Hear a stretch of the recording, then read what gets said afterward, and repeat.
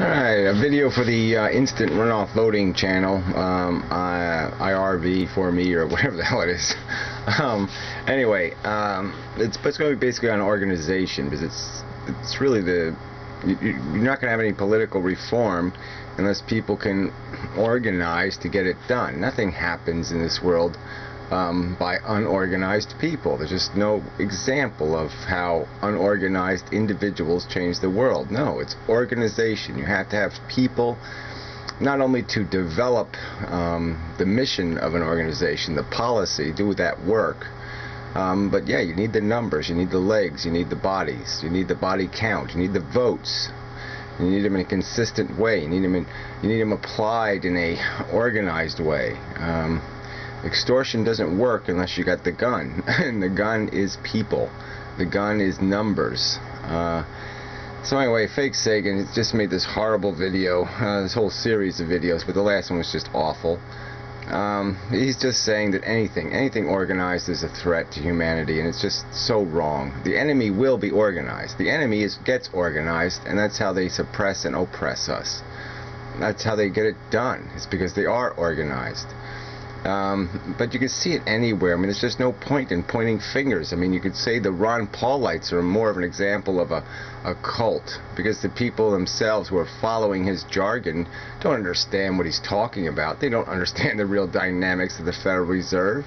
They just have said, well, he's got the right scapegoat, and he says it the right way, so I'll follow that guy because he's pointing a big nasty finger, and he's saying words like freedom. And that means something to me. And it's like I said in one of my videos, I mean, you're just shopping for these words. You're shopping for words, but you don't know what it takes to have these things. Freedom doesn't come without responsibility, and you've got to fight for both. You have to. If you don't fight for responsibility, you will not have freedom.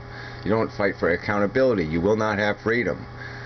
These are the words that make freedom work. They make freedom sustainable.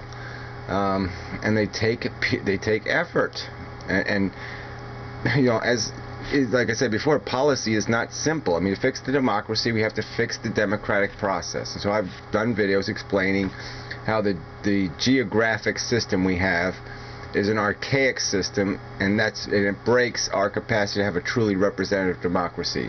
It makes it impossible for individuals located all over the country to ever be able to have their due representation, have their voice heard, to get their proportional share of power on a federal level, because they are broken down into these individual states and counties, and by doing that they will never have a majority, and they will never have any representation.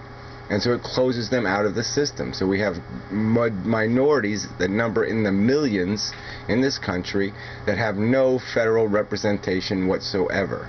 Huge flaw in our system.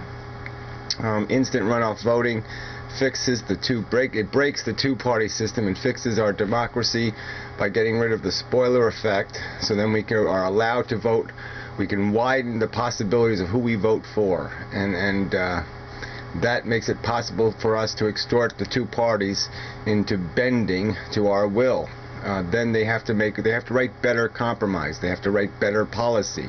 They can't get away with the cheap game playing they get away with now. And we have a better democracy for it. These are simple changes that make a huge difference, and they're not getting done. And they're not getting done because there's no organization. There's 25 million, 30 million cigarette smokers in this country. 30 million of them. They're getting completely abused by the tax system. A tax that the highest tax substance on earth is tobacco, a chemical that kills individuals after their most productive years and does not kill any excessive number of innocent victims. And yet it's the highest taxed vice on earth, which is just plain silly. It wouldn't exist. The law couldn't have been passed if cigarette smokers were one minority in, a minority in 4 states or something, because then they'd own a majority in those states. Then they would have political power, and they would be able to fight their fight on a federal level, and the taxes wouldn't exist. The courts wouldn't be able to do what they're doing. They wouldn't be able to be violating 14th Amendment rights the way they are. If it weren't for the fact that all those cigarette smokers have been denied their fair representation. And the only way they're going to get things like that back is they're going to have to fight for them. They're going to have to organize, and they haven't done that. But that's the game. You see it in, you see it in the religious people. They organize through their churches. Even the civil rights movement was organized through black churches. Okay, and it makes a difference. Organization is the method. And if you have these assholes waving their guns of individualism and saying, no, you don't need to organize. No, you got to be afraid of organizations. No, you got to be afraid of, the thought police controlling your thinking, by you agreeing with another human being and saying, yes, let's fight the good fight. I mean, it's just stupid. It is just insane to make this argument. I mean, this is as dumb an argument as the anti-war loonies, of World War II, who sat back and said, well, somehow it's not our problem. The world can all go to hell and somehow it'd be okay for us. And that somehow you can fight a force an evil force by just saying, well, we'll just do our own thing and somehow the problem will be solved. It just doesn't solve the problem. Sometimes you have to do the ugly deed. You have to go and fight in the trench. And the trench is, yes, you have to become part of an organization. You have to deal with the politics of organizing. And in most cases, organizations are self-correcting. I mean, when they're full of shit and when they get run badly, they fall apart. They don't last. And it's, but it's just crazy to talk against it. It's crazy. It's insane. It's so counterproductive to, tell the victims to, hide in the corner or run out the door and don't do anything. Don't try to fix the problem. Don't try to apply an equal force to the force that's oppressing you. It just doesn't make any sense. So anyway, Daryl also did a video that was pretty good, so I'll link to that one. Just on the general subject of the frustration, because it's hard to do anything as one individual. It really isn't going to happen that way.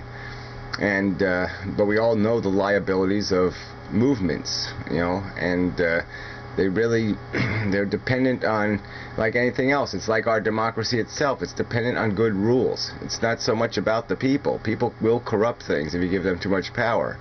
But if you're organized by good rules, if you have a solid constitution and a system that has built into it accountability, then you'll have ways for it to correct itself and not to get out of control. And that's all you have to do. And so I've sort of done that in the conversation I had before I made these channels, because the very point of making these individual channels was to separate issues, to take some of the nature of organization, which is, well, if you're going to be part of our organization, you're going to have to wear pink eye makeup, and you're also going to have to care about, frogs in South America, and you're also going to have to care about this, and this is going to be all our agendas. We're going to have these 15 agendas instead of one. And by doing that, organizations become self-defeating because it creates too much tension, too much conflict of interest, and too much conflicting interest. So, but the idea itself of organizing is solid. And there's been plenty of bad organizations. I mean, they weren't well run. They were messy and sloppy in their tactics. But the bottom line is they got a lot of jobs done, jobs that wouldn't have gotten done otherwise. You can almost look at our behavior in World War II. Some of it was damn disgraceful and ugly. But the point is that it was a necessary role we played. And if we didn't show up for the game, the world would be a different place, and I don't think a better place. So fuck fake Sagan and his nonsense. He's just totally corrosive to any useful human thinking or acting. So anyway, I did block a couple of dozen of his commenters, his positive commenters. I wish YouTube would just post everybody who 5 stars and the star ratings on videos. I wish they would just post them all so I could block every fucking person who favored that video, because it's disgusting. It's a disgrace. It's embarrassing that you know, people think that they think they have such personal arrogance and ego that they think they can accomplish something by themselves. They can't.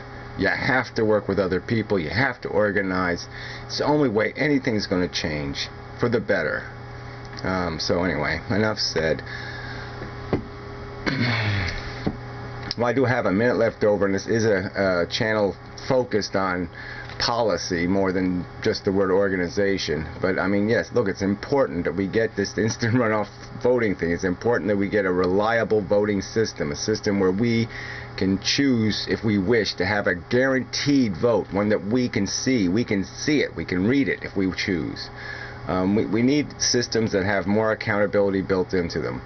And instead of that, we're getting exactly the opposite. And people have to organize to fight this. The court system has given themselves immunity. They've given the politicians immunity. It's nonsense. And we, you know, and if we don't organize, it is not going to change.